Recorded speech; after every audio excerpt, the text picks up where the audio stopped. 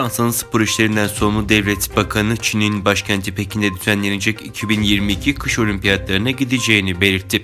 Olimpiyatları boykot etmenin daha etkili yolları bulunduğunu ifade eden Fransa'nın Avrupa Birliği işlerinden sorumlu devlet bakanı, Fransa'nın Avrupa Birliği dönem başkanlığı sırasında Avrupa pazarlarında insanların zorla çalıştırılmasıyla imal edilen tüm ürünleri yasaklayan bir yasa tasarısının onaylanacağını belirtti.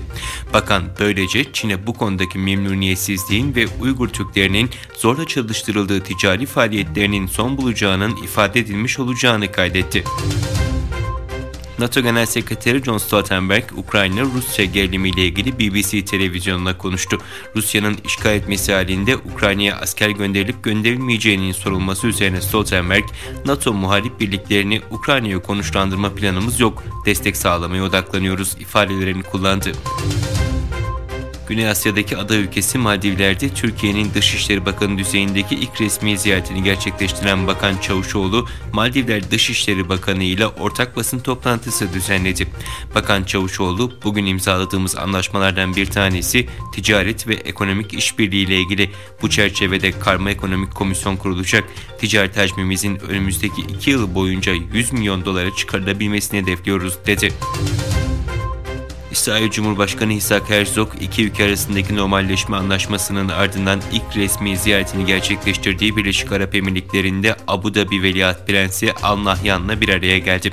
Herzog, 2 saatten uzun süren görüşmenin başında İsrail ile Birleşik Arap Emirlikleri arasında ikili ilişkilerin geliştirilmesine katkılarından dolayı Bin Zayed'e teşekkür etti.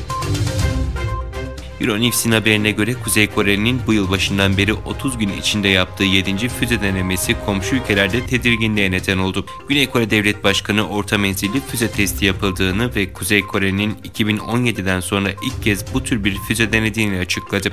Japonya Kabine Başsekreteri ise füzenin 2000 kilometre irtifada Japon denizi yönüne 30 dakika boyunca 800 kilometre seyrettiğini belirtti.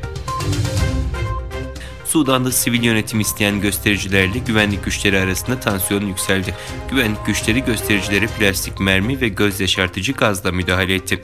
Bir göstericinin daha hayatını kaybetmesiyle toplam can kaybı 79 oldu. Sudan'da ordunun yönetime el koyduğu 25 Ekim 2021'den bu yana sivil yönetim talebiyle düzenlenen protestolar sürüyor.